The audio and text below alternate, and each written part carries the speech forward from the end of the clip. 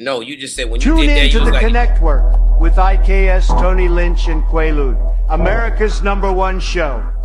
If you haven't been listening to the new guys, the Connect Work, you don't know what you're missing.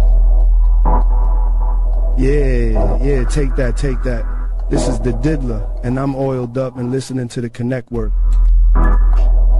From the west to the east, it's the D-O-double-G, and I'm rocking with the Connect Work. If you don't know who I am, then you're stupid. Shout out to the Connect Work, hottest show, period. Yay. I want to give a big shout out to the Connect Work. These brothers are the new sound of radio. Now this is real entertainment, gang. Damn it. Y'all better take lessons, and I mean it. If y'all ain't listening to the Connect Work, then y'all got something wrong with y'all. Andrew Tate here, and I want to give a super shout out to the Connect Work. Big shout out to IKS, Quaalude, and Tony Lynch. Together they make up the Connect Work.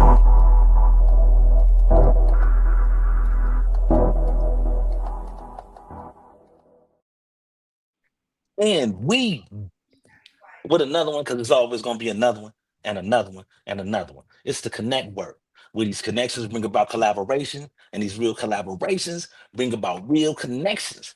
I'm one of your hosts on this esteemed show, IKS. I'm going to go ahead and pass it along to my brothers and let them introduce themselves. Most definitely appreciate you, my brother. You know what I'm saying? You guys know who it is. It's T Lynch, man, and I'm one of the co-hosts of this amazing show. And if you guys are tuning in today, you know what I'm saying? Thank you for that. And if you aren't tuning in on the YouTube channel, head on over there and subscribe to that channel. Hit that bell notification so you'll be notified every time that we drop a new one. And as always, man, sit back, enjoy. This is a live stream, so put your questions and your comments in the comment section. We'll be sure to get to them as we go. I'm heading over to my other brother, man, and let him introduce himself. all right, Ada baby, eats the boy. And appreciate y'all pulling up today. We got something special on the menu, you know what I'm saying? Got our boy Lyric Versatile, you know what I'm saying? What up? Chicago. You know what I'm saying? Yes, sir. Little bit of promo I know about the man, you know what I'm saying, was he was the one that initiated this whole, you know, me even pulling up to the Chicago scene, the 420 and everything, you know what I'm saying? And yeah, it was just one day he was like, "Oh, you rap?" So yeah, man, shout out to Lyric. And yo, I paid attention during that performance, man. You really got up there and supported, fam. You was over there by the drum set, but you know what I mean? I was looking at you for reference, man. You know what I'm saying? And you was over there like, yeah. So appreciate you for that, brother. You know what I'm saying? Definitely. And, I try to, you know what I'm saying, like with anything, with any show, you know, I try to put my best foot forward, and my best foot forward is always based in helping others and setting the tone for a lot of cats, you know what I'm saying? First one through the door, last one to leave type stuff. You know what I mean? And on that note, man, shout out to Banana Peel Heat. You know what I'm saying? Yeah. Got to give him a shout out. You know what I'm saying? That old banana peel. You know what I mean? Yeah. Well, he ain't no banana peel. That's my brother. For one. That's like heat detector, man. And a lot of the stuff that I'm able to or at least in that particular case for that 420 show, what I was able to accomplish, it came from a lot of help from him, and pretty much just, you know, I mean, well, pardon my language, but I wouldn't have been able to meet you, you know what I'm saying, through him, you know what I mean? He's like, yo, I got somebody that got something going on. So I'm like, all right, cool. Yeah, for sure. And then for the record though, bro, that is Banana Peel, because that's how I refer to him. That's my friend. So y'all might got your own relationship in y'all way. That's you know, what's the name of it when the banana peel start turning yellow? I mean, like brownish. You know what I mean? But you know, you got to get it. You know, you peel it right, it still be the banana. But when you don't peel it right, be that little brown spot on there. Turn into a plantain. You know what I'm saying? No. He know how to chop up them little spots and then turn into the plantains. You know what I'm saying? But yeah, though, man. I called him bright and early this morning, and I said, guess what, man? We got a special guest on here today. Your friend, and you not invited. Nah, man, but shout out to Heat, man. You know what I'm saying? For sure. See, sometimes you just gotta. I ain't gonna hold you. I owe Heat a hug. You know what I mean? So shout out to that Full Nelson. You know what I'm saying? Yeah, I owe Heat a hug. So yeah, I gotta give Heat the full Nelson. That's cool. Bring it in. We need some hugs. Bring it in. Because you know why though? Because I think a lot of people be so used to these lemons nowadays that nobody used to when you got somebody that's really just gonna be official. You know what I mean? I might be the dog with rabies, but I'm gonna keep knocking on your door. Hey, Dad. You know what I'm saying? Yeah, man. I mean, I get it, man. A lot of the industry, or at least working with people in the scene, it can vary. You know, who you deal with. I'm pretty closely guarded about who I keep in my circle and who I rock with, because I can't allow certain relationships to affect the greater goal, right? Mm-hmm. So, that's fine. You know, whenever I do a show, you know, I try to ask for a full commitment from any artist that I work with, and then I'm always going to be the type that I'm always going to work harder than you. Not me. It's my. Not me. But it is to encourage other people to. If I'm outworking you, take that as a challenge. You know what I mean? Because when it comes to promotion, I'm trying to develop the platform. This is my idea. I mean, I am the captain, so I'm driving the ship, and I'm trying to take as many people along with me. So the goal is for people to emulate what I do or mirror what I do, or even in any case, if I'm asked you to do a show, reciprocate and be like, hey, this is a platform for you to move forward and do what you're going to do and put you in the right spaces. That's what I can do. I can't give you I can't give you any money out of my pocket. I need all my money. When the last time you farted during a business meeting? Ooh, good question. Was it? Do you want me to answer if it was a Zoom or not? Because if it was a Zoom, no, real business meeting. An actual business meeting? Yeah, no. yes. Nah, not in person. Never. But on a Zoom not call, even I would do that in a heartbeat. This mic will get muted. I'm drinking coffee, so like it's coming. So you warning us now? All right. Like I'm saying you right now. I'm like, look, I'll be like, hold on, click. Yeah, but yo, the reason why I started that. Reason why I had to start it that way, man, because we don't do ugly work and it's all love, man. It's genuine. You know what I'm saying? I see that sometimes nowadays, man. Cobblestone street shit, I say. People see the ripples in the road and, you know, things a little rough, but not understanding, fam. Them cobblestone roads been here before anything was paved. You know what I mean? Meaning a lot of us be a little rough around the edges, but the love is genuine. Same way it didn't matter to me that from the first time I met you, all I smelled was onion rings. You get what I mean? But that didn't make me say, I don't want to vibe with Lyric. I don't even eat onion rings. Sometimes I like the breaded ones. You know what I mean? But I know that ain't true because that is wild work. Onion rings. Bro, I know you a lot because I swear to God, like you was there at that show. I ain't even had nothing to eat the whole dang day. Yo, that's the whole crazy thing because it wasn't just regular onion. It was like, nah, they was seasoned. It was seasoned onion rings. It was like how can I say it? Like I'm not going there, but it was like Sylvia. You ever heard Sylvia? You're not about to do me. I'm sorry, sir. I fight back. He said, "Yo, the seasoning." It was the seasoning. It was the seasoning, bro. Ain't no sprinkle bay on me, boy. Nah, bro. Hold on. Nah, that show you see what he did? That show you he know how to cook. Nah. He know how to cook. Because regular people this is not cooking. This is foolishness. When that became popular, like, look, Salt Bay. What are you doing? What are you doing? You know what? Them people who pots hang up in the kitchen. They be hanging from the ceiling. Yeah, see, that's. You can't, I can't trust them because those people, they know how to use knives and they probably actually cut people. People who hang up their pots and pans and don't got them in a stove or under a cabinet like a normal person, I don't trust you. Well, you know what it is? It's easy access. You might actually cook something so good, I won't even taste the poison. So hold on though, bro. Looking at that, you see all them brass, shiny, beautiful pots. You mean to tell me they don't hit the same like that old black skillet that's on Auntie? Yeah, that skillet got seasoning in it. That skillet, you know, some real chicken coming out of that. Look, there's generational flavor that's sitting in that bad boy. You ain't in that. And yo, bro, guess what? That's why, rest in peace, when grandma passed away, don't none of the food taste the same. You ever notice that? That's why I take the pots. The season was in the pan. That's why I take the pots. That's why I take the pots. No. Hey, look, I want to ask you a question, man. You mentioned something earlier. You had said something earlier, man, and as building your company, you said that you had to stop certain relationships and things like that.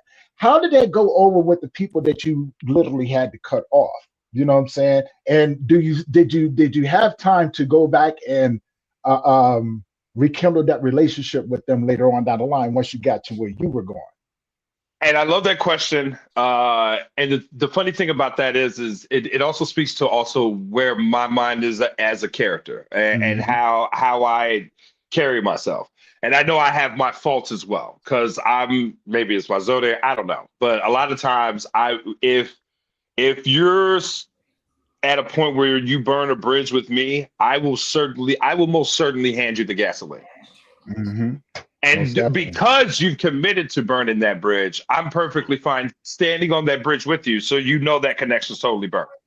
So now, when it comes to overall my growth, and it's particularly in business, I've worked with various people over the years. A lot of people have done me dirty in the past, and with various groups.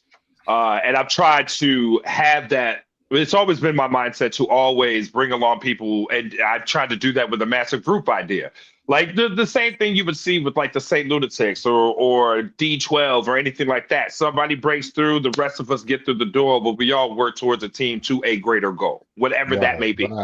Right. And, you know, on top of understanding the business side, but also being I'm competitive whenever I'm around other people. So that's another thing. So that initially caused divide.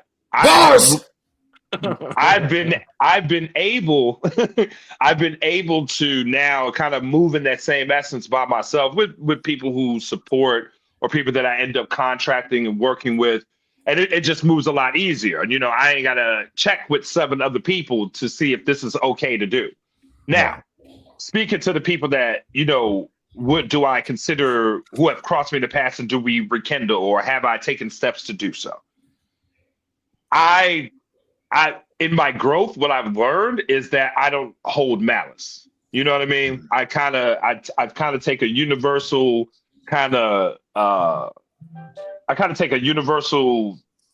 karmic view. Like, if you did me that dirty, you know what? Time, space, and distance, you know, we'll go ahead and take care of that. You know, vengeance don't have to be mine. You know what I'm saying? And that's where my calm. That's where my calm has come from. Now, in that same token, you piss me off now. Yeah, no, I probably do something stupid. I'm like, I can dig it. I ain't got time. I really don't got a lot of time to be angry about stuff. I'm really generally a happy dude. You know what I mean? I can pop off and then go play video games afterwards. Like, that was crazy, right? Okay. And then move on. Long-term grudges cause high blood pressure, which I just found out I have. So therefore, I can't even afford to get angry nowadays, because then I get dizzy. So you got high blood pressure. Yeah, found that out. I get dizzy. Wait a minute. More like Pixar. We got to keep it real G-rated over here. Wait a minute. I got to tell people when they piss me off, I'll be like, God bless you in your ministry, and then I walk away. Sid, I got a question for you. What up? Okay, I got a question for you, man. I know that you do the events and all of those stuff, man. How did you come up with you're a founder of a little foundation that you got, for movement? How did you how did that get started? It started back and it's funny because I started it back in 2012. I got tired. It was always, I built it as my fallback plan, because I was always involved in somebody else's project or somebody's group or something like that. But I wanted to have something that was established as my own identity. And my original idea was like, Corey Goss is the CEO of Ford Movement, and their artist is Lyric Versatile. So that was always, so whenever I would book myself, I'd call as my government name, I'm representing Ford Movement in entertainment, I'm representing this artist. We'd like to send you over a press kit so that he can come and perform in your venue when this guy comes in out of town to perform. And then as time went on, I wanted it to be a multimedia platform, which, pretty much covered everything that was going on with Chicago and artists and MCs from a digital perspective, like as far as sharing their music, because that's the one thing that typically doesn't always happen. Like there's cliques in Chicago and stuff like that, but I wanted to be a medium in a sense that I have no bias. You know what I mean? Like dope is dope. I wanted to be a platform where I could just keep pushing people, whereas it wasn't a normal practice for everyone to do that. I always try to keep a mindset like I'm sharing. Like when people see me, like, man, you always put it. Yeah, it's for them.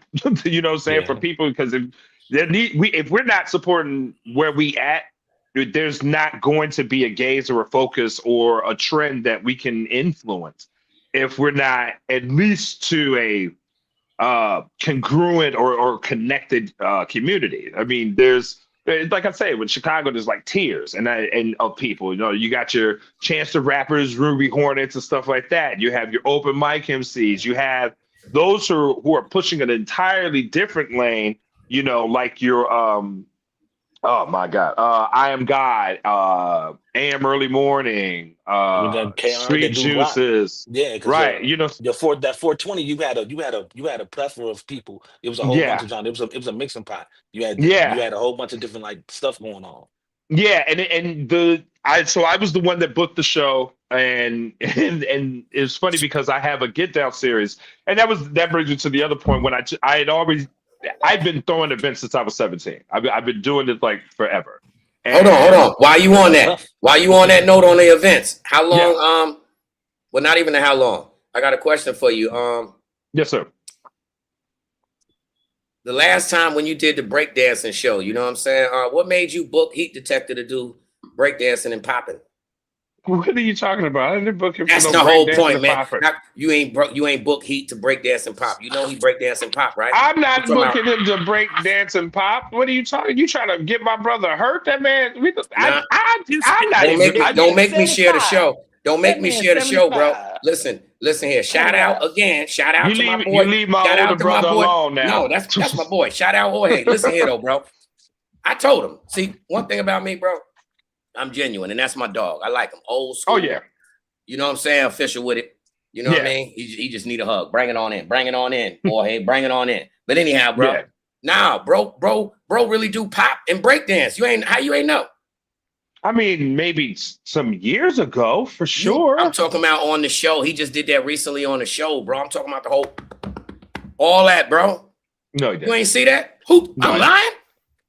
I ain't saying you lying, but either way, can I finish my point? Yo, he was doing it with the girl that do this, and then he came in like this. You ain't know that. All right, I just had to, you know what I'm saying? That's all. Just shout out to the breakdancing because how was it? Hold on, yo, lyric is pure hip hop, and then he came in. We said. And then he said, are we saying that I did this now? Or is it me that was doing this at this point? That was Heat sitting down. That was Heat. That was Heat. He was sitting in the chair. Right. I agree. Heat Detector is definitely hip hop. Yeah, that was my shout out to Heat right there. So you can give that shout out. Right. Okay. That's pop. Yeah, that's all. The pop. Yeah. I am the mosquito. See, I don't hold grudges or none of that because there is no issues with me. It's real genuine love. So for me, I'm gonna get on your last nerve with the pop.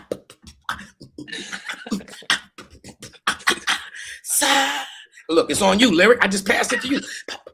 Oh no. because if I pop, things do lock, and then I gotta and then there's a series of. You ain't just see me send it to you. Yeah, right. I got you. Yeah, no. I hurt myself. Yeah, and I doing that. I got stuff to do today. I got projects. You see how I had to set up all this right here. Like bro, there was a lot going on. Listen, we seen you in the Asian background. Know what I'm saying? We see you in Indian style on the floor like this.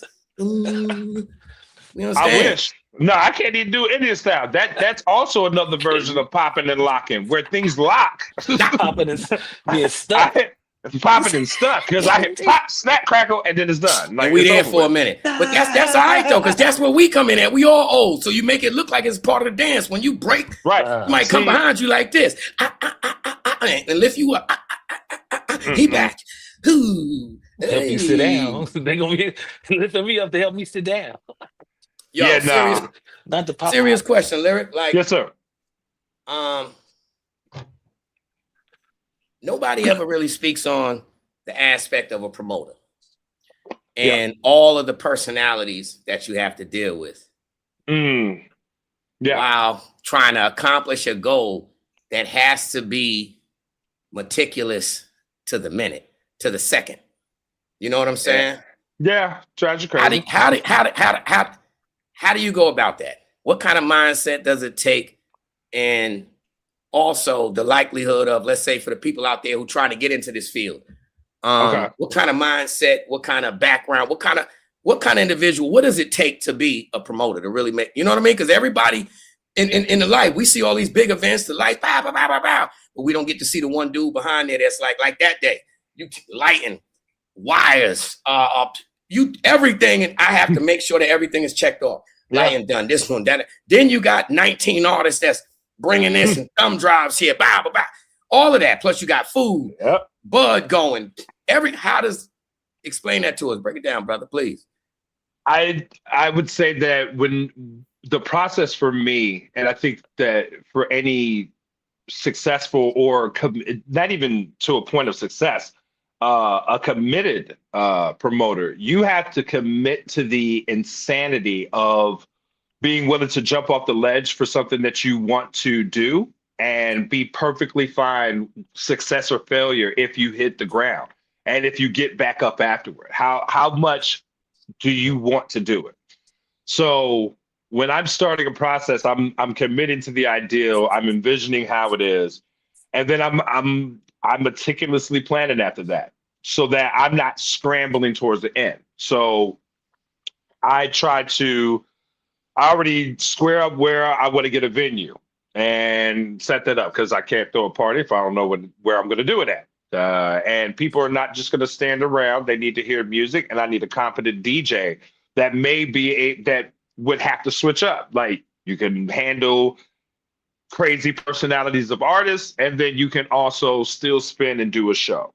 That's the first dude that gets paid before I even get paid.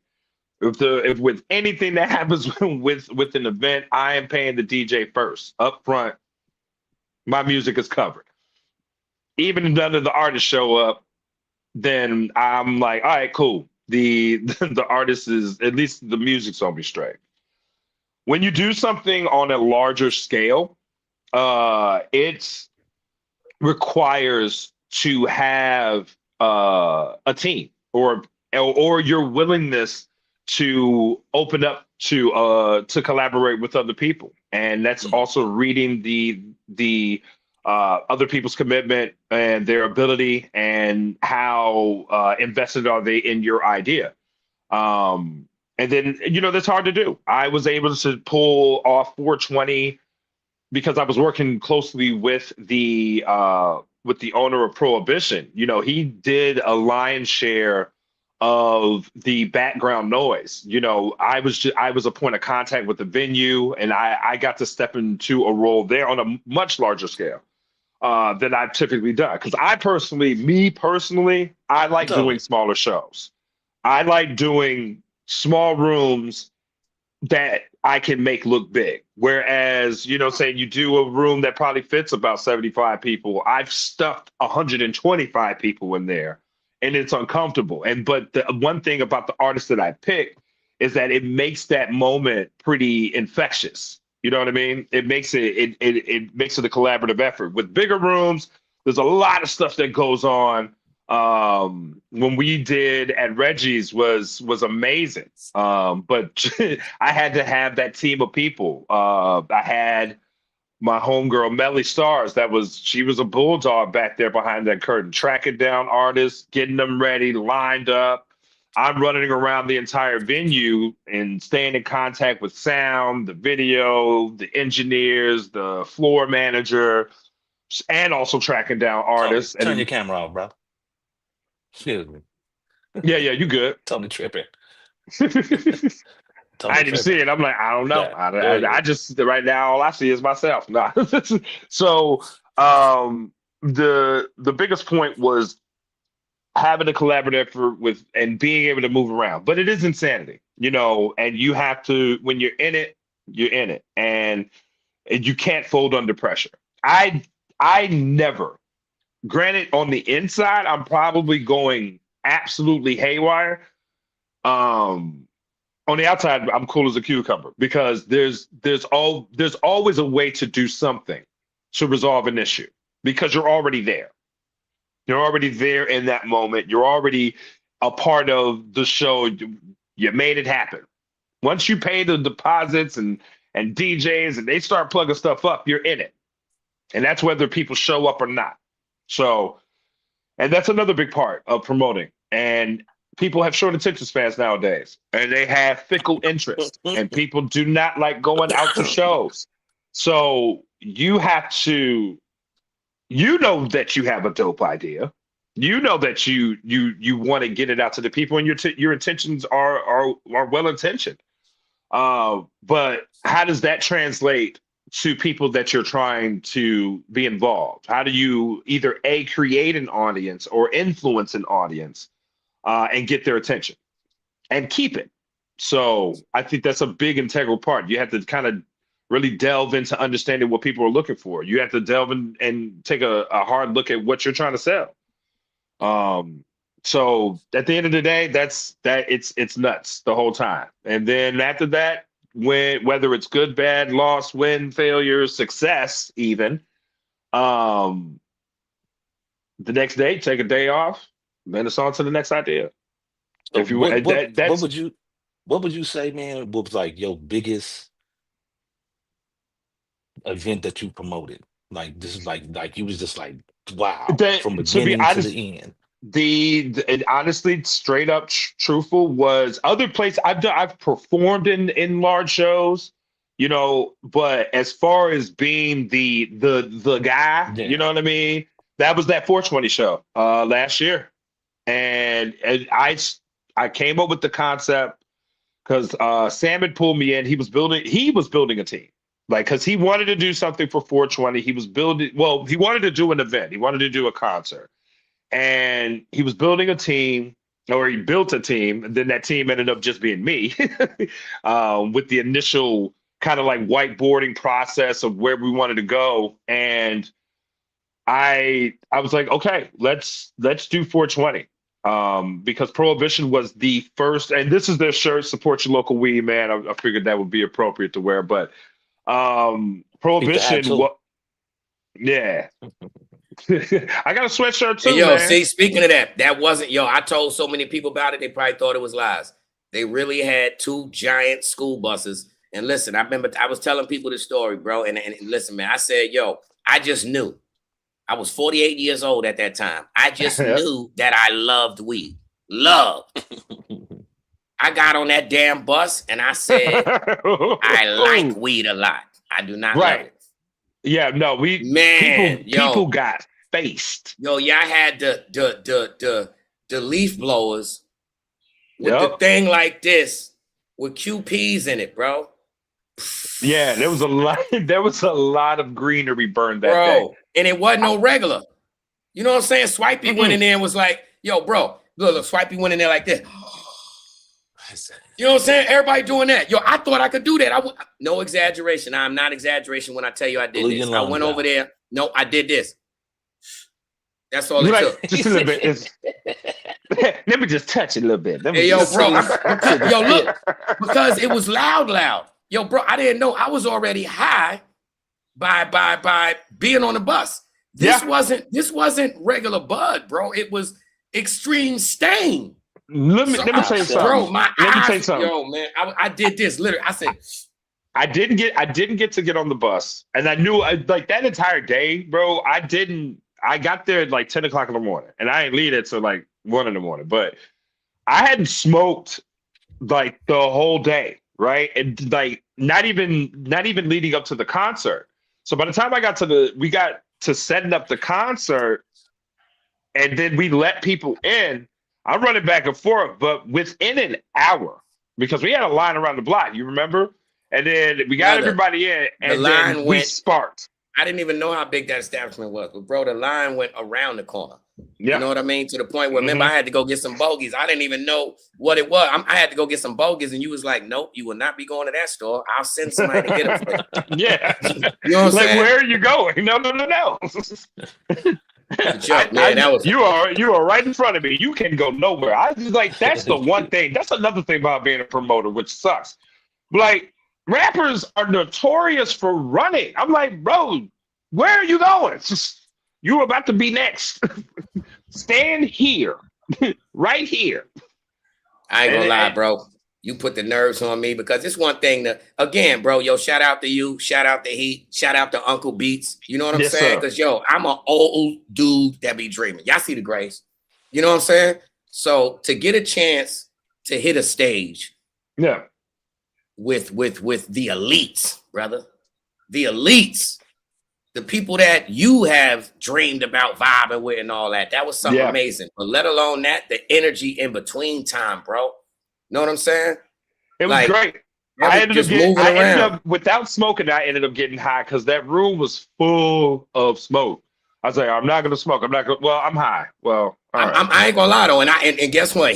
Everybody know it was me to blame because, bro, I did not know that Chicago. I didn't know either. I'm going to tell you how it started. I'm going to tell you how the smoking started inside. Because at first, remember, we was upstairs. I was going outside. But, bro, after I got that next pack of bogeys and I went outside, the temperature changed like this. And it did. The wind felt like razors, brother. Like, welcome to Chicago. Bro. I said, I'm talking about literally you go light the bogey and you doing like this. There's a reason why when the wind blows here, we walk backwards. We'd be like, oh, no, never mind. Hold up. Man, you get cut up, bro. I said, oh no, I'm taking this upstairs, man. I go all the way to the other balcony. But then, and they let it ride. But look though, fam, that's what you call good energy because the smoke brought most smokers. Yep. Just a vibe. True. And they had food that was ridiculous downstairs, man. They had soul food downstairs. Too. You know what I mean? The drinks wasn't no watered down cheap. You know, it was an official spot. And not to mention, that was like with that being the huge concert, like one of the biggest that I did. That was another thing that came with that. It got me addicted to that that environment too, because like I'm used to running around managing everything. Like, all right, let me get this sound right. I just had their entire team rolling up like, okay, so we're gonna go ahead and get your sound check started off. This guy's over here, he's gonna run the lights out. Is there anything else that you need? Oh, let me also give you the drink tickets and food tickets for each of the artists. I'm like, excuse me. Bro, I forgot that lady name. I kept calling her Karen all night. And to this day I still call her Karen, but shout out to that lady that remember she was doing the lighting and the wiring. Yeah, she was the show manager. Yeah, I forget her name too, but she was amazing. It worked, Karen. Yo, she was everywhere like a ghost. You just asked for zip ties. Bloop, she did. Like, where's this lady coming from? Everywhere. Yeah, bro. But is that my brother down there? Of course, that's him.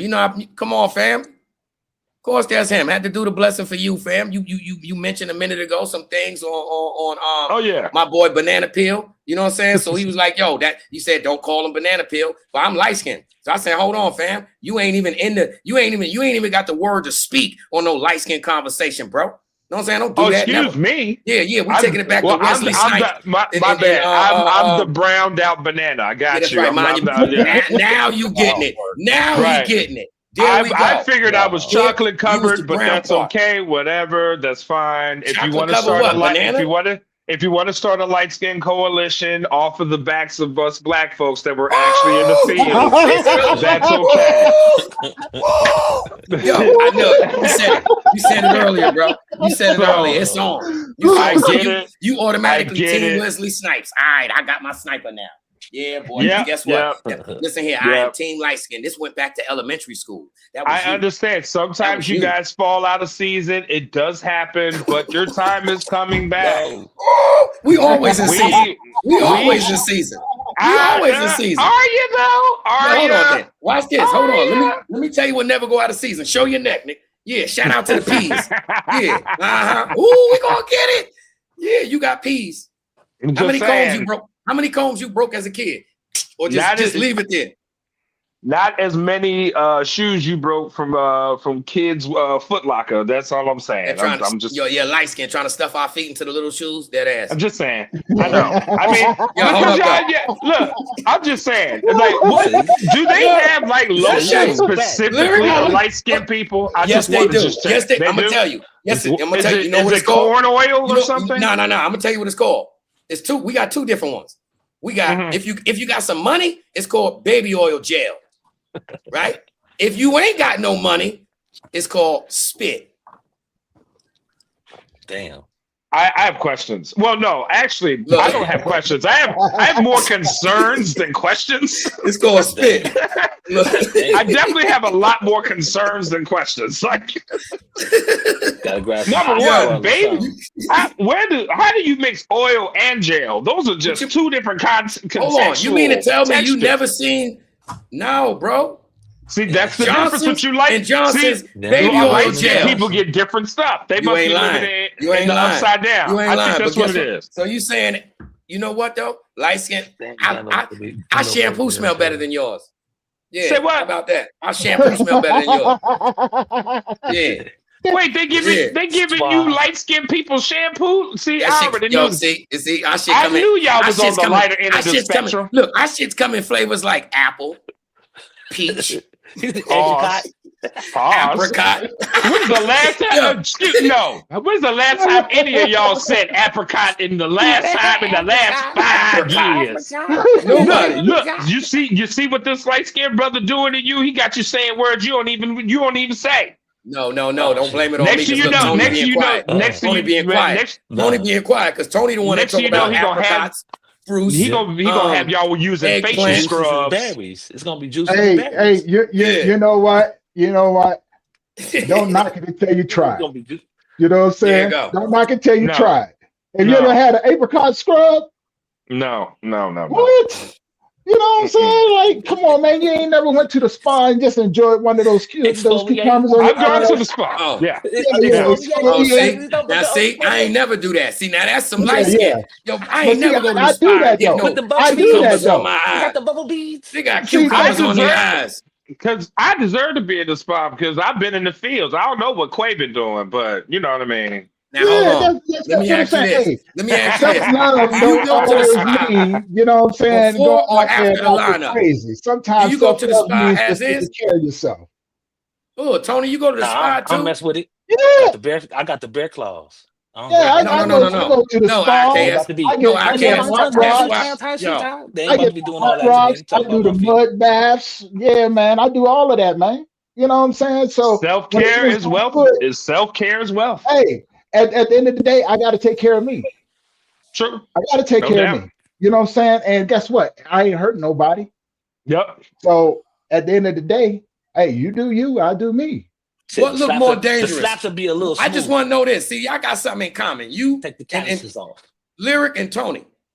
But watch this. I'm about to tell y'all something. What looks more threatening? A pair of boots or y'all feet? He said, no, wait. It's profiling. I've already feel like I'm being probably my feet. Exactly. Now we on it. And I still kick you with them sharp toes I got. I got eagle talons. What you talking about? Don't make me cut you. Don't make me cut you. Feet look threatening. Tony, feet look threatening.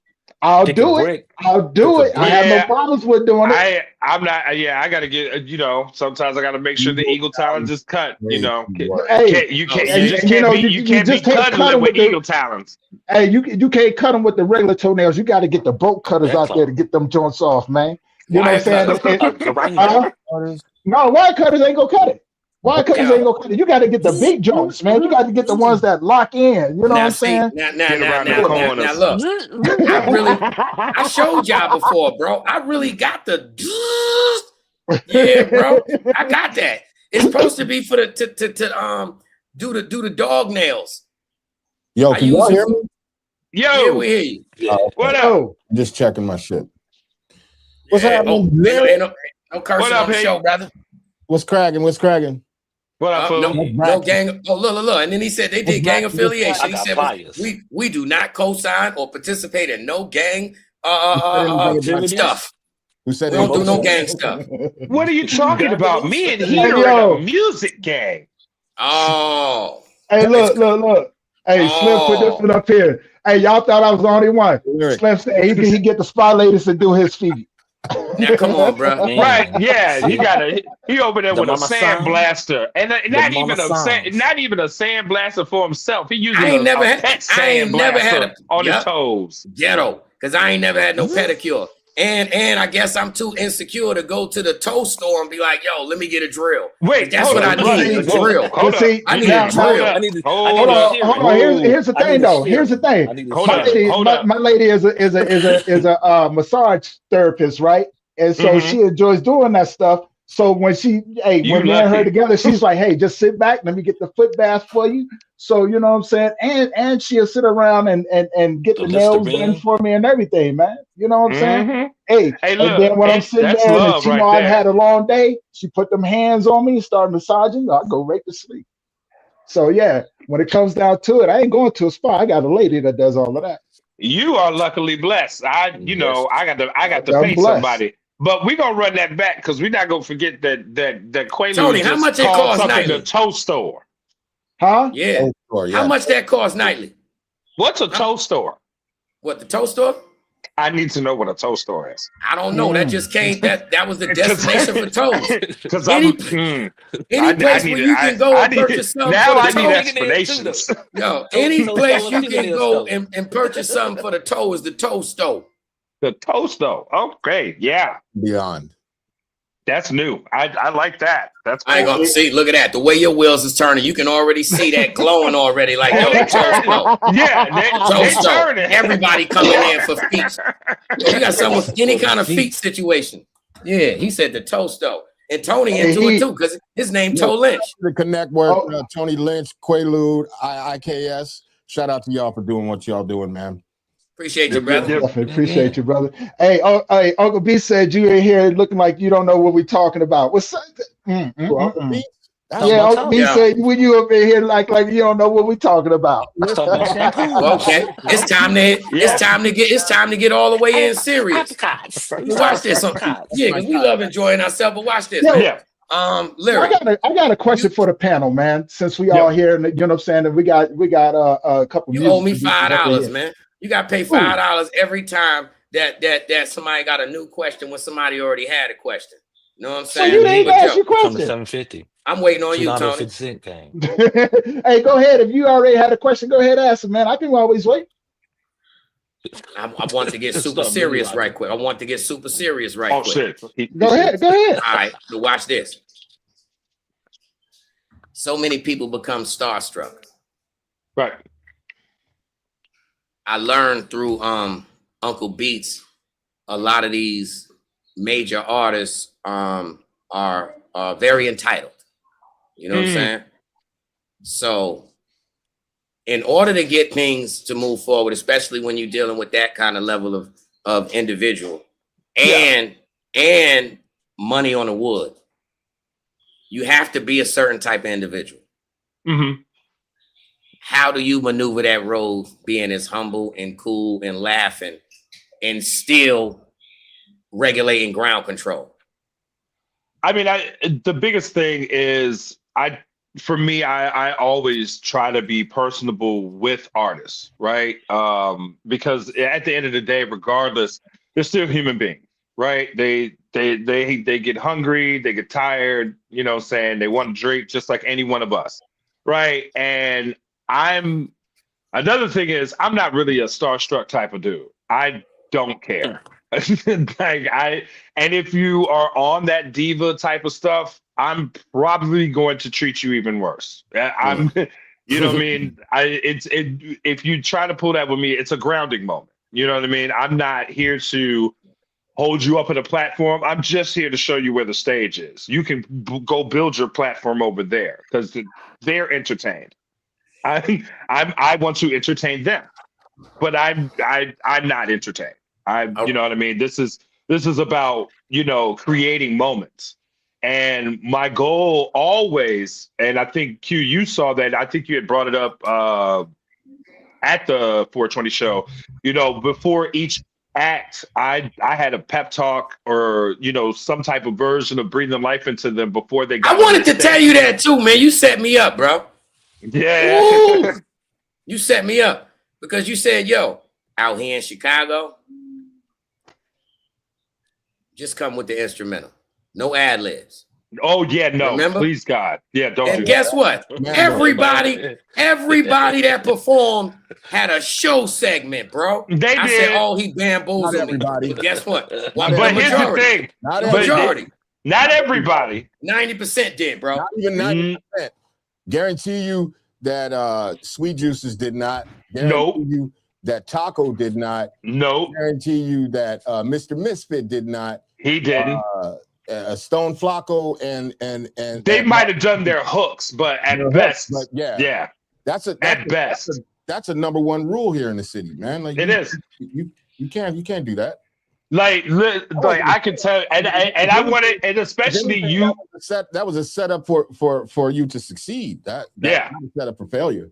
Because that's the thing. Because they would, I guarantee you, if you had come up there and done it, and it's Chicago, we all know each other and all of that stuff. So I wanted you to be like, I wanted people to hear you. You know what I mean? Regardless, I did it. Regardless, I did it. Yeah. And I know that. But I was like, man, everybody had day. But for me, it was great. Yeah. You know what I'm saying? Because after that, I changed my whole format. Yeah. You know what I'm saying? I changed my whole stage show edit, man. Mm-hmm. So I'll say thank you for that because you definitely of course. Me. You definitely tricked me, but I pulled up like, man, listen. Look, I always take a perspective of giving people the gems that I could think of because I see the best in people. Like when people come with me about ideas, and me and we talk about this all the time, is like I can, if you come to me with a concept or an idea, I can, flip it and say, hey, okay, based on what you told me, you could do this, this, this, and this. If you do this, this, and this, and this is what you told me you want to do. Bam, I throw it to them. Now, what you do with that information after that, crash, bang, boom. No. What you do with that information beyond that is entirely up to you going forward. But I always think logistically about not only my ideas or concepts or projects that I want to do, but whenever I hear anybody else's motivations, I'm like, hey, this is stuff that I stay in rotation, stay up at night, probably drinking and thinking about anyway. So, because everybody else, they're like, oh, I got to write a bar, I got to write a song, da, da, da, da. I'm just trying to figure out how to take over 25% of the venues in Chicago. So it's, we're not thinking about the same thing. You know what I mean? I'm trying to take steps higher. Like I said, I want to be the first one in the door and the last one that walks out, meaning that being the first one in the door to kick that door open. If I can, I got the gift of gab. I talked to this venue. They let me get in there. Right. And I know other professional working artists within the scene. So they may have a concept that comes up. They know I can get it in right there. Okay. Let me see what your plan is. Does it fit well through my stress test? Have you thought about this? Have you gotten this out of the way? Because especially if I'm putting my foot in it, it's either going to be a foot through the door or a foot in you know what, especially if I'm putting my name on the line. So the importance of that is to be able to establish lanes and pathways. I know I can't do it all. I know that the city is filled with many diverse talents and everything like that who have different aspirations and business skill sets, you know what I'm saying? But I want to be either a stepping stone or a platform for someone else to keep moving, not just to be like, hey, I'm here on the mountain. No, the only man on the mountain.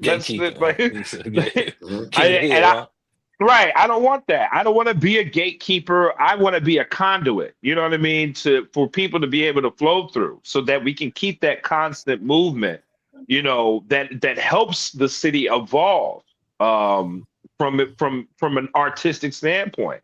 And then challenge myself. You know what I mean? Once I kind of, get through the rings of like doing with hip hop and stuff like that, I want to see what other genres that I can kind of rock with. I try to remain incredibly collaborative, and that's always the goal. So I got a question for you, man. Yes, sir. Oh, pardon me. Go ahead, I care. I was gonna say, so like when the choice of if the choice of venue that you choose to do these events, does that play what type of role does that play? Is it a low role? Is it a minor role? A major role? On like the outcome? I think it plays a huge role in some cases if you allow it. It also depends on what you initially want to do as the idea, and you have to be realistic with yourself. Do we all? Yeah, of course we all want 150 or 200 people or 1,000 people in a room. But how realistically can you pull that off? Because sometimes people get larger venues and then they haven't committed to what's necessary to fill that room, or they don't have the budget. You know what I mean? You might say, hey, I could go get a Reggie's, and I could pay to get the venue, the down payment. But if I want the entire city to know, I gotta really assess what my budget is. I need to have another $1,500 to be able to get flyers or pay for buy time or advertising, or if I need to pay for commercials or things like that. Like a lot of that stuff I could do in house, but to get the word out, there's just a process. And getting the right artists too, because the right artists are going to do the right work as well. Mm-hmm. You know what I mean? And that's probably one of the things that I probably can say that I pride myself on. Like one of my guys, Sam I Am, he had told me, he's like, dude, you're like a straight up curator, of how your shows go. And then that's probably one of the biggest things that I kind of take, I tip my hat to myself on, is that whenever I'm putting together a show, it starts out as a motivation of what I want to hear. Like me coming up with a sonic playlist in my head of how I can mix that. And then of course, in the same token, I'm also deciding like how I want that show to go. I'm like, all right, Misfit will be good at this portion of the show. Quaalude will be good over here going third. And I'm also reading the crowd like, okay, they're losing a little bit of energy. All right, Sweet Juice.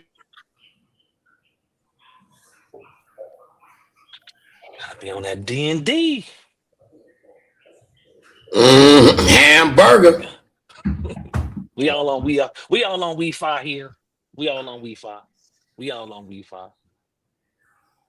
But I know you and Heat was there with that 420. I was there virtually, but I got to experience that mug, man. I got to see like the layout of how Reggie's was, and all right, my bad, how everything was. That's what I'm saying. The both sides, how it was like a top U. Weird. Hang on. Sound checks, all that. You know what I'm saying? Wasn't there physically, but virtually I've seen it. I tell people, do not ring me. Because that opportunity was given to some people, but not everybody solid like that. Q got on the damn bus, literally a 24-hour ride, got to Chicago early in the morning. We went live that morning, and then went to the show. I don't think that man slept 2 hours that whole time he was here. He came in, we did a couple of hours live. We fucked around a little bit, and then went to the show, did the show. He did, and I left. I fucking left. I left him with my man's Uncle Beats. And he didn't come back to the crib until 5 in the morning. Word up. But he was in good hands. We left him in good hands with good people, good solid individuals. And I was, as he says, I was at the door like an angry father waiting for nigga was past curfew. You know what I'm saying? But he came in and then we sat up and talked shit until damn near it was time for him to go. And he got on and went right home. And like that 24-hour period, boy, that man showed that he is a goddamn savage. a damn savage for real. But you know, not everybody can do that. Nah, it takes a certain type of individual to do that. Salute to you. He went out there and did it, Appreciate you. and did his day. Man, that's what it is. You got to follow the dream, bro. And a lot of people don't, you know what I'm saying? A lot of people ain't willing to get out there on their 2 feet and accomplish attempt to accomplish their goals. And let me set the record straight, because I've been saying it and have said it, because I keep hearing all this fucking nonsense and shit, and I don't indulge in any bullshit and nonsense. Yeah, I meant no cursing on here though. Oh yeah, all right. Any BS or whatever. But you know, how should I put this? With that show in particular, like you guys do on the Connect Work, you give a lot of people opportunities and shit. And at the same time, I was giving motherfuckers opportunities from people who were giving me, like Lyric, giving me opportunities. Yeah. And they didn't fall through. And that's on them. That shit ain't got nothing to do with me. That crap ain't got nothing to do with me. But you know, language. Yeah. Listen, you know what? Some people can't pass the baton. Shout out Duck. Deal with that shit and that stuff, and that's not my problem. Yeah. You know what I'm saying? I know Q was here. Yo, we got a new skit. Brother. IKS that's coming out with me, man, and we talking to Jesus. You know what I'm saying? We asking all the questions that you could possibly think of. I'm talking about ghetto that you wish you could just ask Jesus. We doing that, right? I'm talking about even to the point where I'm gonna give you a little hint. When it first start, I'm saying to Jesus, you know what, man? You keep popping up in my life, man. That ain't gonna be working. You know what Jesus told me? Man, I punch you in your throat. Let me tell you right now, I only got one question for Jesus if I get to talk to him. What's that? When you come back, you gonna come back like that picture them white people got, or you gonna come back how you really look? Why would they do that? We know somebody drew that dude. But look, I know, but I'm just saying, this. When they come back, they're gonna be like, that ain't Jesus. I asked my Jesus, yo, look. I asked him on the thing why I can't get the keys to heaven ahead of time, man. Any landlord give up the keys for you move Wait, in. hold up. You trying to go to the upper room early? No, I said before I go. You get what I'm saying? Like, yo, you want to walk? Hey, let me walk through heaven first and see if I like it. Yeah, let me check my. You know what I'm saying? Let me check my layouts out. You might don't want to be over there. I might don't like the mountain scene or the villa. You know what I mean? Let me you know what? I want the lakefront. Yeah, the lakefront. You never know. I don't like that collection of. I don't like that formation of clouds over there. This is not working for me. Listen here, bro. You know what kind of lease God got? Don't nobody know them. That lease might be 8,000 years, brother. You get me? I'm gonna be like Oprah's not husband. I'm gonna be like, I'm just happy to be here.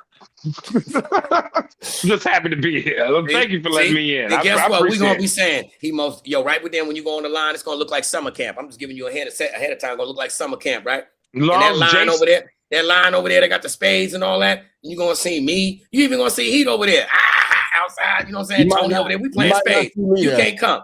You might not see me there. I got work to do. Yeah, you do.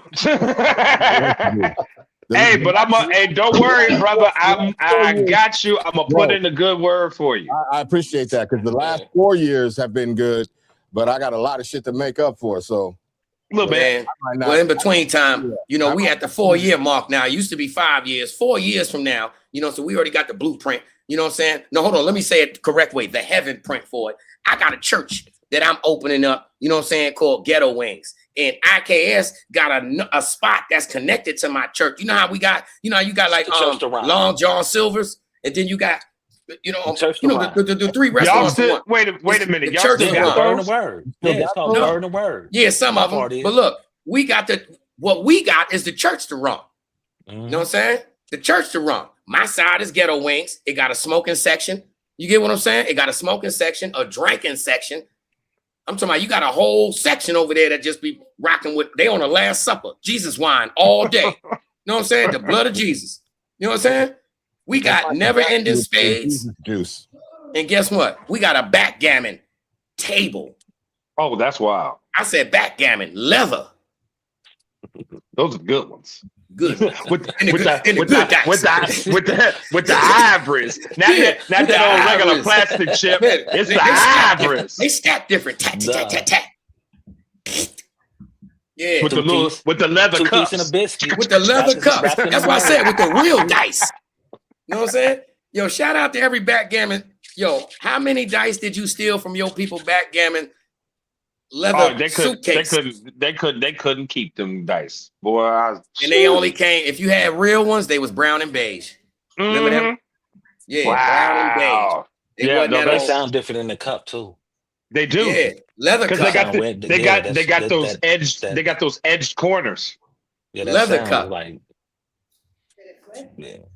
Old school. Yo, see, that's old for us. We would just be snapping out of nowhere. Yeah, you go from a business venture to backgammon. You know what I'm saying? But shout out to Tony, because guess what? Tony is the only man that's 2 years older than me and got 30 years of experience. So, Tony, can you tell your people about the original crystal ball? I don't know about the original crystal ball. But let me ask you a question, right? You know what I'm saying? So I'm 51 years old. Yeah. Grew up in Newport News, Virginia. Newport News was one of those places where we still had juke joints. You know what I'm saying? We still had the old skating rinks. You know what I'm saying? And I was telling them, I was like, I remember back in the day when I was a shorty. You know, we used to go to the skating rink, and then after the skating rink, the older kids would come in and they would bring the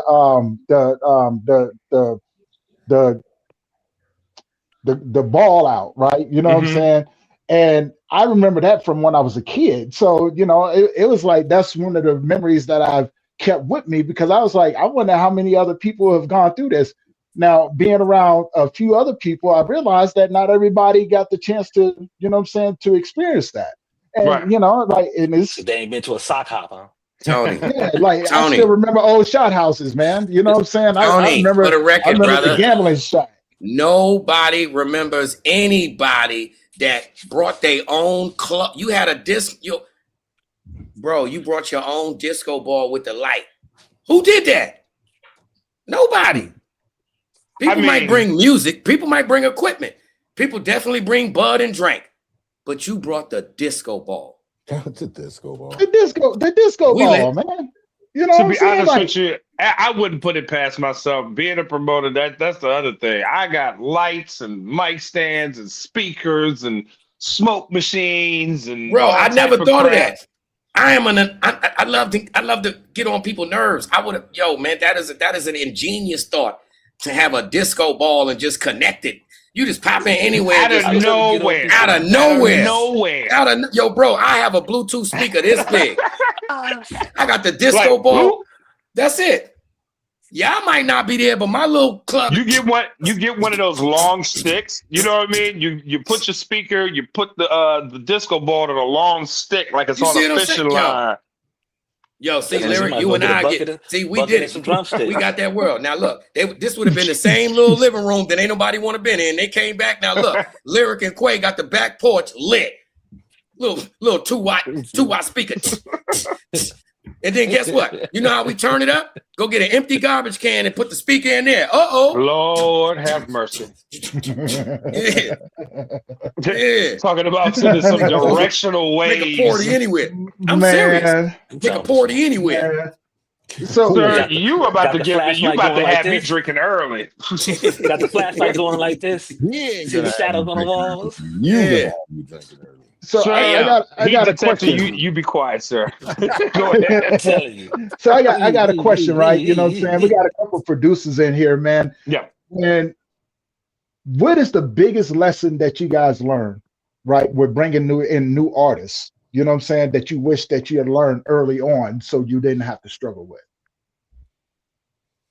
He detective can tell you how he struggles with me to get me in the studio. I'm hard-headed as all get out. Well, and the reason being, right, you know what I'm saying, because everybody has different personalities. Everybody has different personalities. How do you adjust yourself to be able to match that personality that you without leaving too much of yourself out? Well, for me, I would say that it's mandatory for me, like if I'm working with somebody, for them to come and sit down with me and talk to me. so I can understand exactly what it is they're trying to do, what it is they want to do, what they want to accomplish. And the more I learn about them, the more I can make something that fits what they're doing.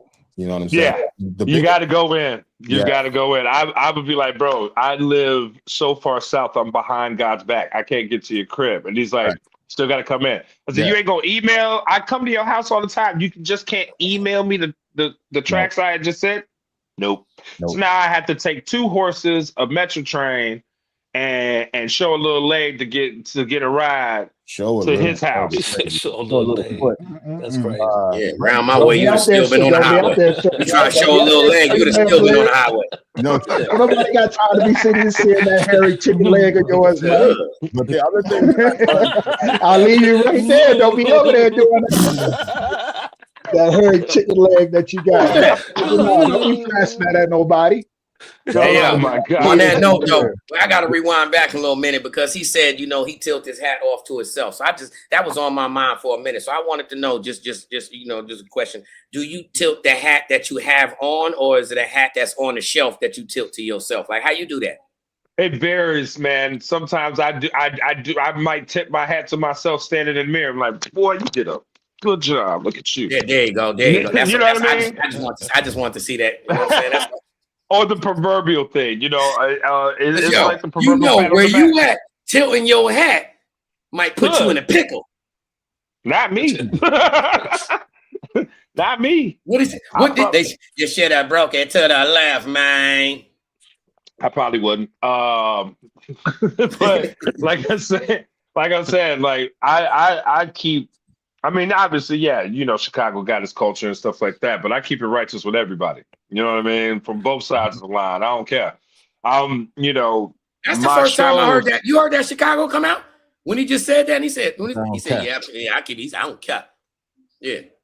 I ain't doing none of that. But shout out to Taco. Every time I hear that accent, I always got to say, he said, how you come all the way out here to the Chi without no bars? Then my phone was acting up outside he said, how you get out here with no bars? Because somebody always spitting. I'm like, bro, before it used to be like a battleground. And look. It sounds like you want us to hear 16. No. I can promise you that was not what I was insinuating. I'm already. Don't get it twisted. Lyric is a savage. Can we get an 8? Can we get an 8? Can we get an 8, please? Don't do it, Lyric. Please. Yeah, that's what I was saying. That's what I was saying. Please. It reminds me of that. Where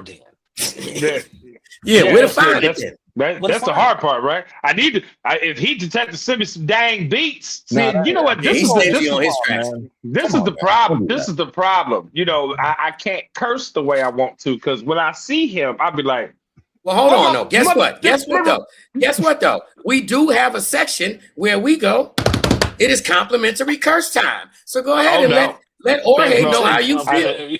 I'm not buying that. It is complimentary curse time. I'm literally looking at your co-hosts, and they are all like, I don't remember that. Did we talk about that? Like, did you get that email? I didn't get that email. I got another question for you, man. Private chats. Yes, sir. It was Freaky for Vinci, if I am mistaken, that a lot of people talk about their studios, the equipment, that, whatever else have you. Freaky 4 had talked on how when his people bought him a studio and he was younger and had him, focusing on something, doing the right thing. He also gave him a spot to perform. Mm-hmm. Now, periodically through this interview, you have said things in reference to the stage. Yeah. And I picked up on something. I'm putting it together with what you said throughout this interview and what I saw with you before, after, during, and after that event, right? Yes, sir. So I'm going to ask you something that, I understand, but probably don't know how to word it. What does the stage mean to you? If anything, it probably is the most important thing in my entire growth and hardship and everything that I've been through. I may not record as much music as I should have or You don't should record do. at all. Hush, puppy. Hush, puppy. He didn't ask you, sir. You're right. You're right. It's all right to cry. Crying takes the sadness out of you. And just because you said that, Heat Detector, as soon as this interview's over, I'm gonna get my bus pass and I'm coming to your house. Oh no, you. He said a bus pass. So that means he's gonna take the time to whoop that ass. Nope. I'm gonna go over there. We gonna work while he talking mess. I want all the beats, not the ones that you decide to play. I want the ones that people already have. I'm taking them. Oh yeah. Yo, I don't be knowing how to word things for nothing, right? Either that, or I'm taking your iced coffee, and we both know how you feel about your iced coffee. Yo, remember the sound check? You see that? That old that man was like, no, never mind. All right. I'll comply. My wife and kids the other day, they were like, "You need to put the coffee down." I said, "It's either this or vodka. Which one?" They were like, "Keep your coffee." Coffee. Yeah. So part two of that question, safer. Lyrics. Yes, what sir. does the stage mean to you then? Look, everything that I've done over the course of a career or whatever I'm doing, the one thing that has been a constant for me is ain't nobody about to beat me on that stage. I'm gonna give it the full amount of energy that it deserves and the respect that it has. And the stage saves my life every night. Every time that I'm on a stage, every time I get to perform, and that's whether freestyling or performing one of my songs, or if I'm performing with my band, it's that entertainment part. That's what keeps me in it, because for me, that's the magic of what creation is. You know what I mean? Like I could sit here and make music at home, and that's fine.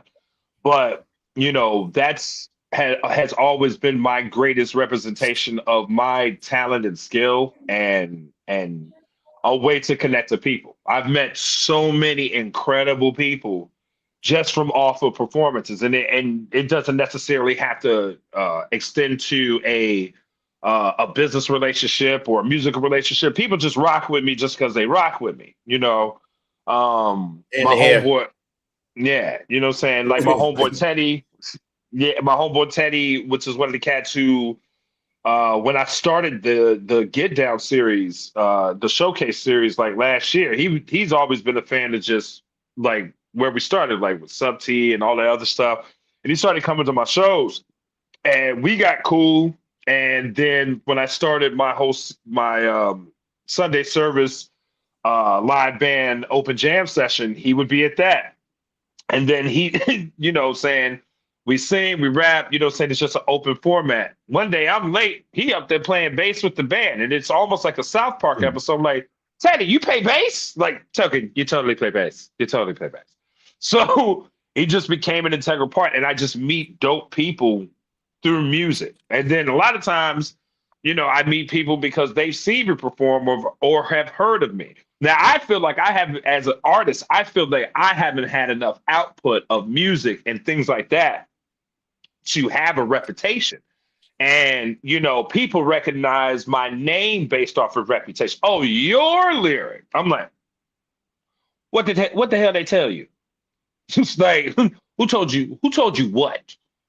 You know what I mean? So, but in that same token, it's like, it's beneficial. And I think that the years and dedication and practice that I put into performing has always been a forefront of how people recognize me and what I do. And then my putting together shows is my way to give back to that recognition and that community. Let me say this. Lyric is the only person I've ever seen that could be drunk, on shrooms. It's true. God knows what else. But that's true. As soon as that mic is in his hand, it's over with. He does his thing.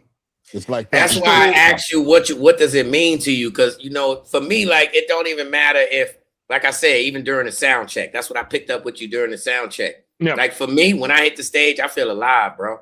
I feel a different kind of energy when I hit that stage. And like I said, it don't matter if it's a sound check. I mean, it's sometimes I'm on an astral plane.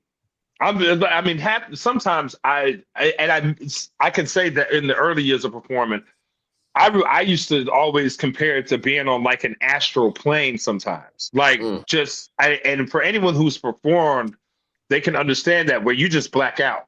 Yeah. You know what I mean? You know, where every good performer, whether you think they do or not, they have maybe about 10 to 15 seconds of nervousness, a gauge of an anxiety before something happens, because they're trying to manage the image of what they want to see as the result of their performance instead of just feeling where it goes, you know. And then I get out there, and it doesn't matter if it's a stage on the floor, if it's 10 people in a room or 1,500. I have it in my head that I'm going to leave a mark on them, and I'm going to set the bar. Like, look, when it came to shows, if you booked me, I was a terrorist about it. And it wasn't like from a sense of like ego. You know what I mean? I would tell promoters, don't put me last. You want me to go, I'd be like, I can go last if you want. I'm going to be better than I ever seen you go last. Nobody ever. No, I never go last because no. You know what? There's people who have put me last, and that's fine because a lot of times they're like, I know your performance is going to be what it is. We get 16, brother. I can't let you leave. I can't let you leave. So because if you perform, then people will leave. Yo, you violating the rap code. You violating the rap code, bro. Hugh, I got you. Other people. Oh, you do? Hugh, I got you. Chill out. Just let me finish my point. Good grief. I've been stalling this entire time trying to find a verse. We got the 16, fellas. Yeah, that's it. See that, Tony? We got the 16, fellas. I can't believe I'm getting strong armed from. We got the 16, fellas. From states away. I got a question for you guys, man. Something I've always been curious about. You know what I'm saying? Who is the one artist that you guys worked with that has taught you something that you didn't know about the business?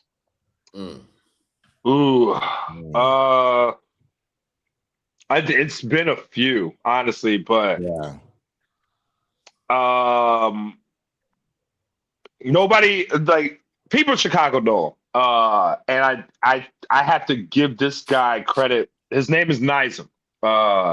He's an artist here from Chicago, but he's an educator, stuff like that. I met him back when I was like 18. Well, 17, 18. And then he helped mold my mind around the business practices as far as not just being a straight up raw energy artist. He's like, you have to mold that energy. And he taught me a lot of the business side of how to write business proposals and how to approach venues. That I learned that all really early and refined. And at the same time, like, I was going to school here. I think he eventually ended up going to school in Canada. For architecture or something like that. He went to University of Toronto. I had never been out the country. So when he got up there, he had linked up with a breaking crew up there. I think they were called the Drunken Monks. And he was like, yo, I want you to come up here and do your thing. You know what I'm saying? Because at the time I was working as his hype man. I was working on my own music. I was able to leave the country and couch hop in Canada for like a week and a half. And it was crazy because my parents dropped me off in Union Station here. And they were like, okay, so you're getting ready to leave. How much money you got? $19. And they were like, excuse me? You have $19. You about to leave the country? Well, where are you going to sleep? Around. What are you going to do for food? I mean, I'll eat. People will take care of me. I went up there, learned a whole hell of a lot, performed in front of different groups. The highest crowd that I ever performed at that age, I had performed in front of 1,500 people. And for a kid, a 19-year-old kid, plus also at 19, you can drink. You know what I mean? So a lot of beautiful women, and you're rapping on stage in front of 1,500 people. You start smelling yourself. You know what I mean? Like you start believing in stuff. And I was bouncing around Canada, doing different shows, getting to embracing a lot of the culture, the hip hop culture that's in Toronto and surrounding areas. We didn't get as far as Montreal, but we stayed like close around Toronto. I had to be a time I was smoking and buds. I was like, when's the next show? But he was like an incredible influence as far as my sparking my business affinity to it, and it taught me how to make my passion for music more efficient. You know what I mean? And that kind of started the ball rolling. And that was the catharsis of how I ended up now. Okay. Same question, Quay.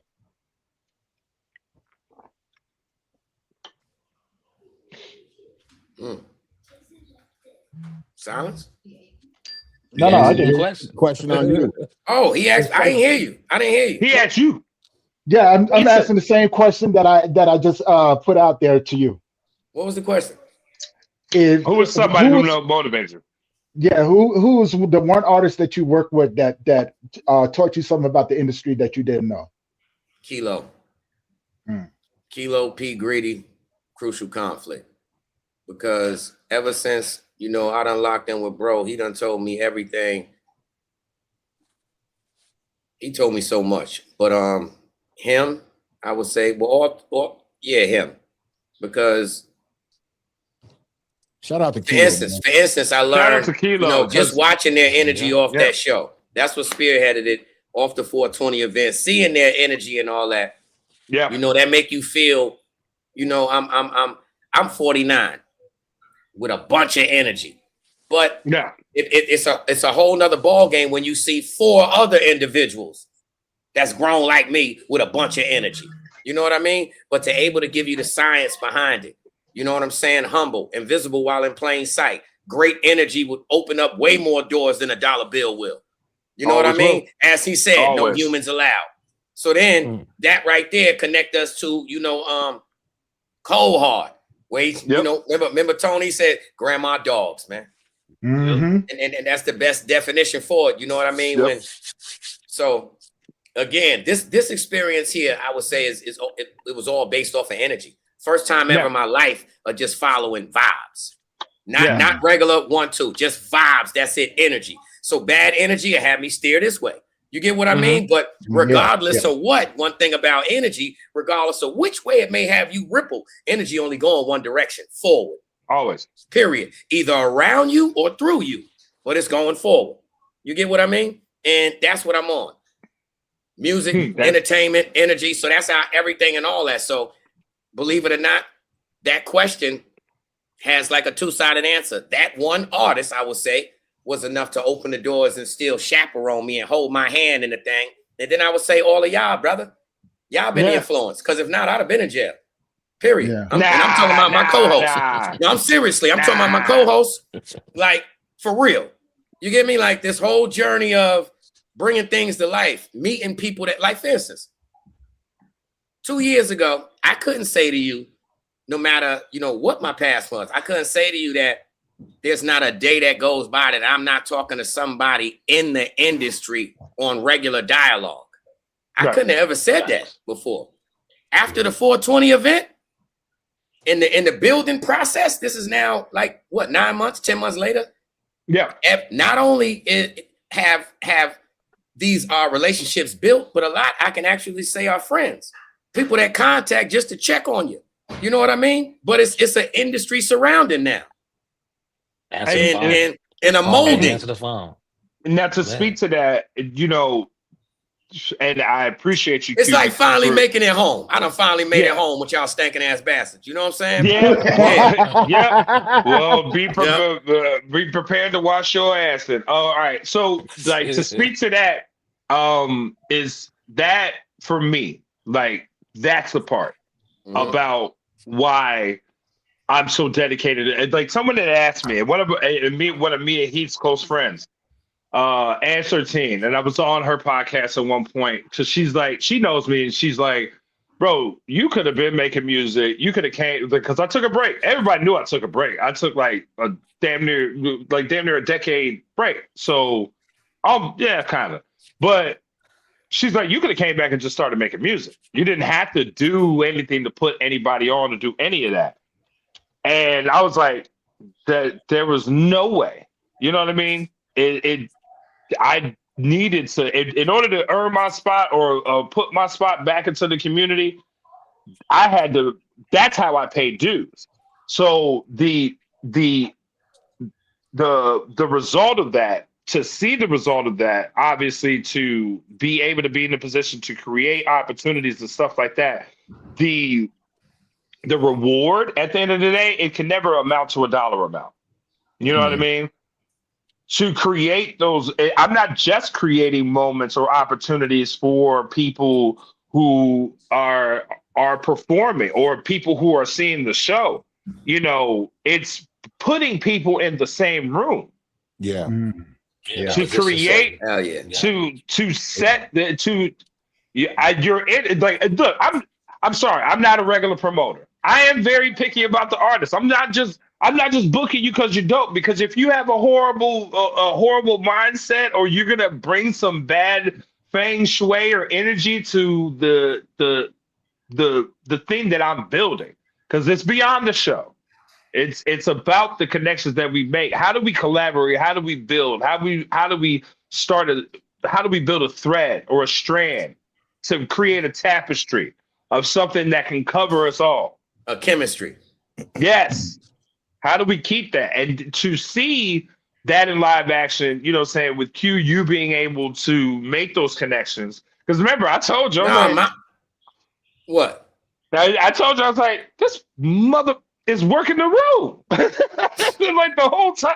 Like, that's what I was supposed to do. But look, though. Hold on, bro. That couldn't have happened. But look, though. Watch this. See, that couldn't have happened if, like, for instance, when I went up there, I was stuck to Heat ass. Everywhere he going, at first, I'm playing my position. Y'all put me in that big-ass bank hat. You know what I'm saying? And I ain't going to hold you. I wasn't lying. You could tell. Well, you know, I got stingy because y'all had everybody squishing that other one over there. Everybody squished it. I'm over there with the big leathers by myself. People try to come through and tat. Hey. Nah, we ain't hugging. You can't sit over here. That divide is for a reason. It's little old me all by myself. Giant couch like this. Big spot. Big, yeah. All by myself. Nope. You weren't no friend before. You're not now. I ain't fronting. But check it though. I stuck the heat the whole time. Yeah. But y'all allowed me to, you know what I'm saying? Y'all gave me the direction without saying it. Yo, look over here, man. Well, me and Heat have always had the idea. Yeah. You could have came and had me set in the area like on some, this where the performance at. Ain't no other A, B, C, or D. You ain't have to give me the laminate. I told you before you even touched the land. I told you when you get here, get busy. I said the same thing. Do you? Because I knew he would. Yeah, because and I could read that in your character and how you're a force, G, and that's in any city or any room or anything, and in anything of us doing this music stuff, you have to be a multi-dimensional force. You know what I'm saying? Like when it comes down to this business, I'm gonna be dedicated on that. If you get to me on the stage, I'm gonna go nuts. You know what I mean? And I'm starting to delve into other parts of my skill set, like trying to make skits and make videos and trying to be more creative. You just can't be an artist no more. It sucks. Yeah, you gotta. Let me give you the sauce. I'm gonna give you the sauce. Broader vision. I'm gonna give you the sauce on how all of this manifested, especially that 420 event. It's simple, bro. All you got to do is put yourself in a room with a bunch of pardoned people, save your gas all day, and fuck, bro, and see who rock with you. Yeah. Somebody give you dap, you good. Yeah. People look at you crazy, get up out of there. That's it. Yeah. All right. I go at everybody. You gonna have, even if you don't like me, you gonna have to get this word. Because you can't avoid me. Because I'm not gonna make myself smaller in a room. I'm petty. I am ridiculously petty. I will sit next to a person that I know don't like me. and meet their friends. Yo, hold on, Larry. I never said nothing to you about it. Dope. I never said nothing, but I know you saw it that bang. night. And yo, shout out B-Lo. So this is coming back full circle. Yep. Initially, I was just supposed to meet B-Lo for my birthday. He put that together so I could meet B-Lo for my birthday. Yep. You was upstairs. Uncle Beats was there. He seen it and he laughed at me. But you was right there too, Lyric, because you was right by the doorway between the security and the anyhow. Mm-hmm. I'm like, yo, they just got off stage. I'm like, yo, I'm come get my pick now, man. You know what I'm saying? Man, I went to B-Lo. B-Lo showed me that I need to start exercising immediately. Cause yo, I brought my phone out. I'm like, yo, bro, yeah. Yo, man, he grabbed my phone and swiped like this. He swiped my shit for me. Boop. He said, yo, man, I said I'm going to the plane. And yo, my phone was like this. The way he swiped it, my hand just went down. Boop. Oh, I need to work out. Oh, yo, it was like 3 violations in one. Like, damn, I'm talking about he swiped the shit out my phone. Like, what? So I go back to Uncle Beats. Uncle Beats crying, laughing. I'm tight. So he said, yo, he said he only right through that door. You see? Yeah, that's when I shot through that door, bro. Oh yeah. Yo, what up, bro?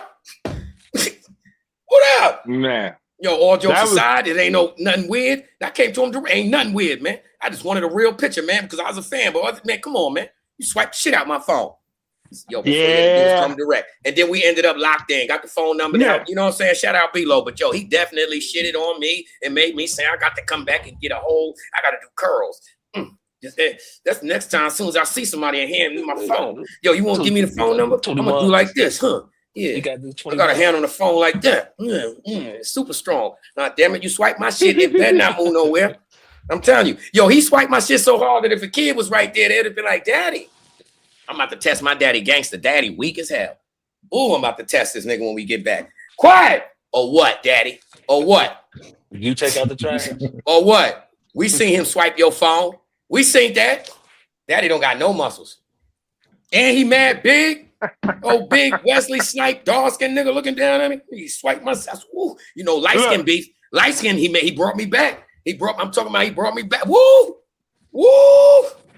I don't like this assault on us darker complected brothers. What you mean? You assaulted us already. You told me I'm only we have no beef with the light skinned community. But you throw all the darts. You got a hidden hatred. We are here. No, we don't. We really don't, because all we want to do is show love and give y'all sunscreen. That's it. That's we cool with y'all. Guess what though? We don't want no problems. Wow. No problem. Yo, you know where that come from? Lyric, man, he never got piano lessons. That's all. Hey, that's before we get too far ahead, because we got to start wrapping it up here real soon, I want to take that same question and give it the Heat, man. You know what I'm saying? So Heat, what's the one artist that you work with that taught you the most in this industry? To be honest with you, man, there's been too many, because I literally stay learning every day. Yeah, so I would have to say that the most and the biggest impact has been here in Chicago. Yeah, a lot of different individuals, Lyric being one. And you're mine too, fool. Shut your mouth. Lyric being one, and 13 most definitely. Mm-hmm. She's a really close. Absolutely. Oh my God. Amazing person. Just a soul in general. I'm saying, does she sound better than when she was Ange 12? She's never been Ange 12. No. Just wondering. We're gonna strike that from the what we're gonna do is strike that from the record, because you don't want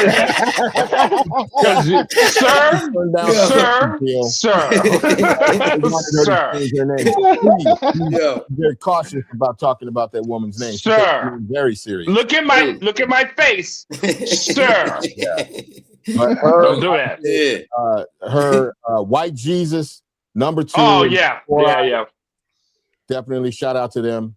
6 Rings Entertainment. But I learned from a lot of people here in the city, because Chicago is one of those places that I can say that I've been all over the world, and Chicago has more talent and creativity than any place I've ever been. And the amount of creativity and the amount of artists that are here is mind blowing. And there's something to be learned from people every fucking day here.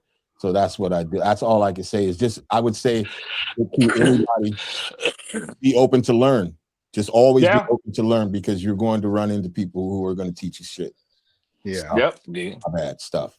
Yo, before we end this shit, I gotta land this plane for y'all, because y'all gonna give me some, you gonna give me a hug digitally. Because you know what? Lyric, you met me while I was physically in the mix of that journey. He knew me a little bit beforehand.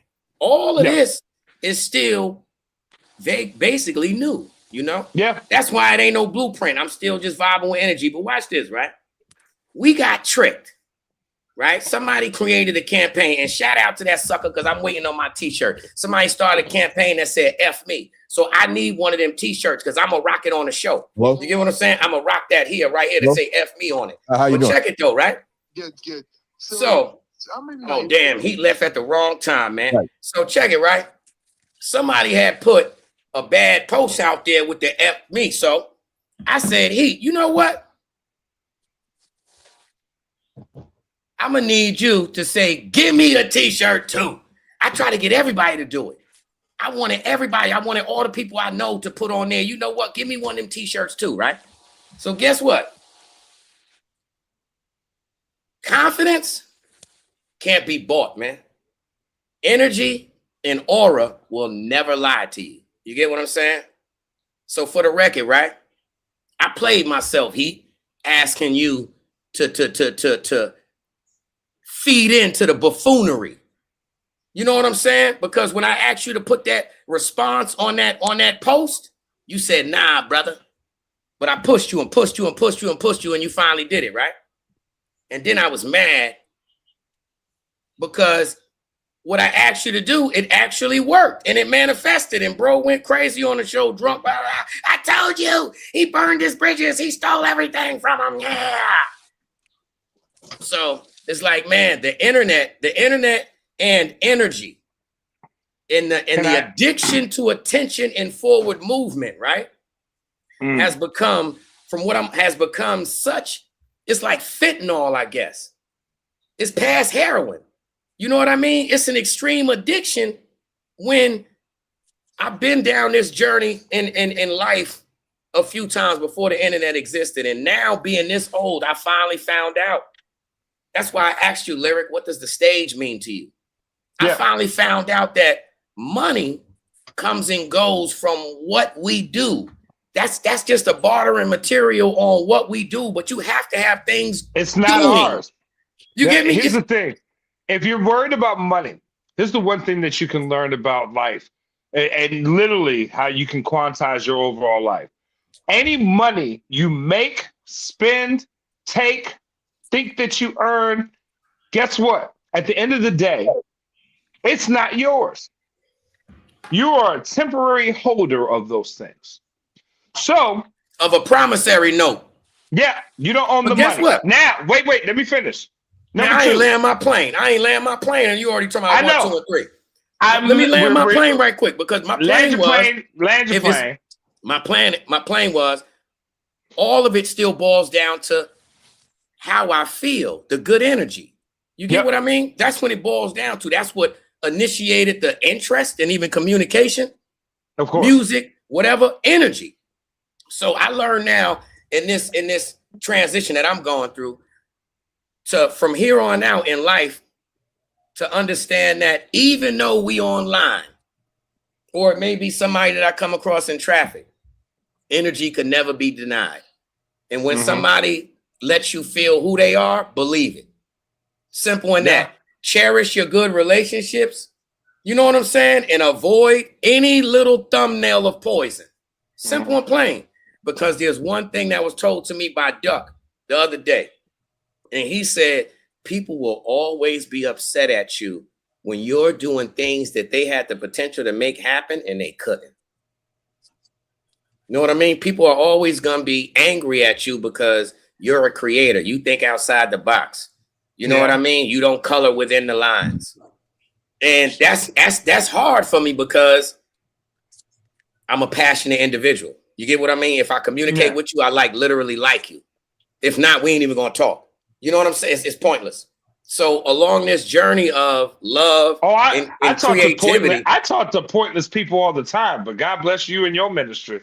Because in all honesty, you know what though? Thank you, and I'm gonna be quiet on that. You just landed my plane. He landed my plane for me because I've been talking to him all this time, and I'm one of them pointless people. Man, I'm one of the pointless people, man. Go ahead. Are you serious? That's what you took from that? Oh Jesus! Nah, I'm just playing, man. Now I gotta be Dr. Phil. Nah, man. See, that's what it is. See, that's the foster kid shit in me.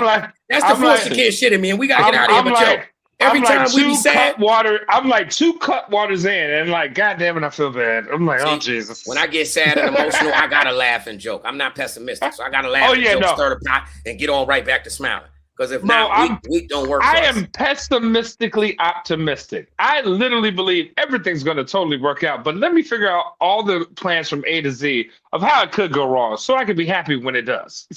Does that make sense? When I finally let go and cry, I'm going to cry for about 2 months. You know what I'm saying? No, don't do that. Don't do all that. You ain't got no time for that. Hey, you got stuff to do. Yo, hold on. Shout out to the old Black Cry. Y'all remember that? Y'all remember that? Stupid. Tony, you don't remember that, bro? The Wiz. The Black Wizard of Oz. Oh, the one with Michael Jackson? Yeah, remember the Tin Man? Yeah. Oh my God. Jeez. Y'all ain't smoking enough, man. Y'all ain't smoking. Yo, man, shout out to Good Blood, bro. Tony need a pre-roll. Yeah, you're right. I haven't smoked enough because I've been here with y'all. With that being said, man, you know what I'm saying? Take us out of here, man. So tell people how they can find you. You know what I'm saying? All right. What you got coming up, and give us a shout out too, man. And tell us about your new show. Tell us about the upcoming event that you got and everything. That's supposed to be secret sauce that you're supposed to be keeping to yourself, Q. Shush. No, I said what you got coming up. I ain't say nothing. All right. End of the day, very versatile. Forward movement. Look it up. It's around. And also Sunday Service Social. Now, if you're not in Chicago, obviously I can understand if you can't be around. Eventually, we're going to be setting up a live broadcast of it, whether it be through the government-run TikTok now or whatever other capacity that we're going to try to start running it. I'll be collaborating with Heat Detector on that. I'm easy to find. Not in real life, but on digital, yeah, absolutely. If you try to come find me in real life too, all you gotta do is look for the hair.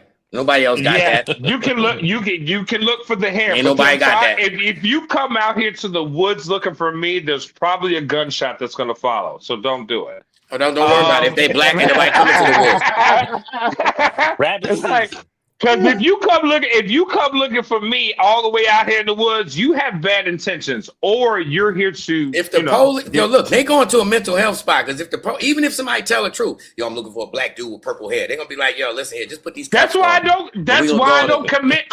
Look, Q. That's why I don't commit crimes because I'm too easily identifiable. Me with purple hair is like being light skinned. It's just equally as identifiable. I understand. When you was a kid, you know what? That's what it is. When he was a kid, you know what? He had the same Halloween costume for 6 years. You know what it was? Are you saying that I had? You know what it was? No. You know what it was? Out of here. He wanted to be Prince. He wanted to be Prince all this time. I gotta go. Hey, we gotta wrap it up. Yeah, I gotta go. Shout out to all y'all, man. I appreciate y'all having me on, man. Shout out to Tony Lynch, Q, IKS, the Connectwork. You know what I'm saying? Yeah. Shout out to y'all, man. Definitely appreciate y'all, brother. Blessing. Most definitely. All right, I'll see you on Knucklehead Lyric, later. before you get out of here, give the Connectwork a drop, man. We need a drop from you before you get out of here. If you ever need anything that's true and real in the world and you need to find connection, you need to go ahead and lock in with Connectwork. That's all it is.